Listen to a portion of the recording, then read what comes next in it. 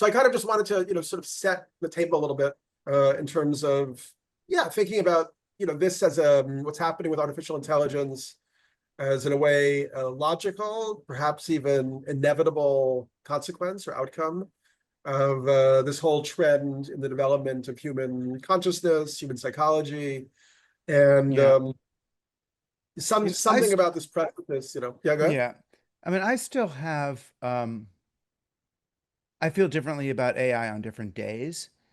Um, and today's one of the days where I'm feeling a little bit more crypto, VR, AR, a technology industry in desperate need of another moniker for investment and another way of promising tremendous exponential growth.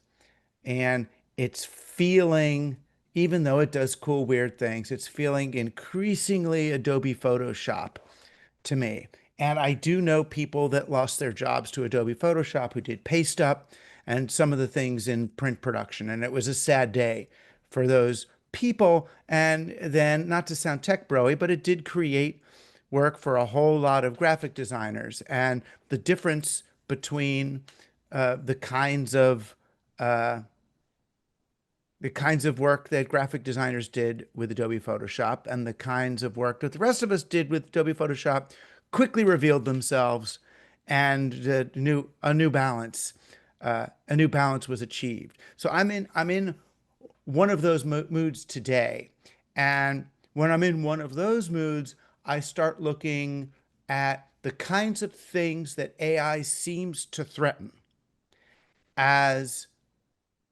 important conversations to have, not because AI is coming, but because those institutions that the idea of AI is revealing faults in existing institutions. So when AIs are coming for our jobs, this was a great moment I had. I was doing a CNN interview with Jake Tapper, and it was on one of the days where I didn't care about AI, and he was trying to get me worked up, and finally he said, "Well, Dr. Rushkoff, what about the unemployment problem?" And I was like, "Well, what about the unemployment solution?" And I did the kind of McLuhan thing. Well, when were jobs invented? They're invented in the late medieval Europe as a replacement for craft because they were chartered monopoly. I did that whole thing, the invention of employment. And I'm like, I don't want a job. I never wanted a job. I want stuff. I want money. I want meaningful participation in society. But a job? I don't want a job. And does anyone want a job? Why do we have to have jobs? Do we? And it's, oh, well, if people don't have jobs, then they won't have income. And don't. Oh, so you're saying that we need jobs in order to justify our participation in the spoils of capitalism? So we need to create jobs. It's like, what? Right. So the beauty of AI as even a thought experiment is it forces us to look at that. Or in my field, everyone's like, oh, AI is threatening school. It's really gonna ruin colleges. It's ruining them, ruining high schools. We already ruin high schools. We ruin high school and college when the president of our universities and our principals started to go to the CEOs of corporations and ask them, what do you need from the worker of tomorrow? What do you want us to teach our students so they're ready to get jobs in your companies? And so we're saying, okay, so we're mad at AI when it was we who let corporate America outsource worker training to the public sector by surrendering our schools to this industrial, utilitarian notion of what kids should be doing, rather than understanding public school is what it is a gift to the working class, a way for human beings to engage meaningfully and critically in the world, even if they're going to be working, as a coal miner. They get to at least get out of the coal mine at night and read a novel or read the newspaper and participate in politics. So again, it's like each of these things that AI seems to threaten, I'm like, it was pre-threatened. It's very Mumfordian, really, to say that the cultural conditions are created first and then the thing comes in. It's the same way I look at Trump, and to any MAGA people, I'm sorry, but I look at Trump. is not the thing. There was a standing wave in culture moving forward, and Trump jumped into it. AI is jumping into a certain standing wave. It may have some value utility thing, but it may be gone in 3 years, at least LLMs or whatever it is that we're thinking of, or it may be not as central as we're imagining. However fun these things are to play with.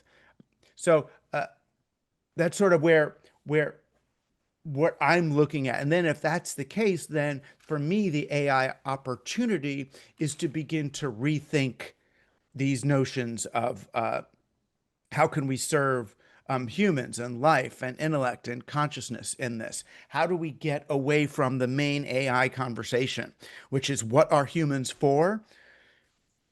We're going to lose that conversation. We're going to lose it because there's really no good justification, in that sense. We're not for anything. Once we're put in the position of proving our worth, our reason to exist, we've bought, the worst underlying assumptions about what's going on here. I don't think that's it. And then finally, for me and I guess this is the most obvious point, but that the more utility value that could be achieved by our machines, the more opportunity we have to lean into the human living difference, which is the doula part, So the doctor has always been half factual, half doula. And now they get to lean into that part. How is my body being here with your body? How are we co-metabolizing some kind of a trauma together? That those are the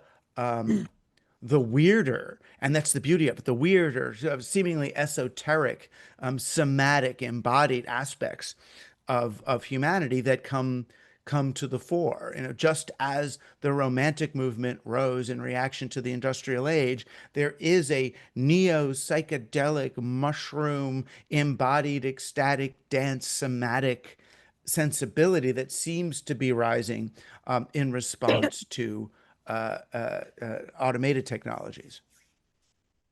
Yeah, I mean, that's all very interesting. I mean, pulling some of the facets apart a little bit. I mean, with education, sure. I mean, you could say it was to create productive workers, but it was also to create like a shared, coherent sort of culture, so you could have a democratic and, relatively, That's what I'm saying was the real purpose, the purpose that we've lost. yeah. In other words, we surrendered that higher purpose to the corporate purpose. So now that education is failing in the age of AI, it's failing because the education has become students delivering answers. So if it's about students delivering answers to teachers, then AI, why wouldn't they use AI to do that? If it was about learning how to participate in democracy and the arts and culture and having a shared sensibility, then you wouldn't use AI to get that answer. And your teacher wouldn't have you turn in something that could be done that way. Your teacher would have you doing show and tell and consensus building and conversation and precisely what you're saying. My I mean, point isn't that these institutions are wrong. It's that we've surrendered these these true humanistic functions of these institutions. We surrendered them to those same industrial age values. And now we're complaining that AI is going to come and ruin things for us. I'm saying we pre-ruined these institutions with our own values.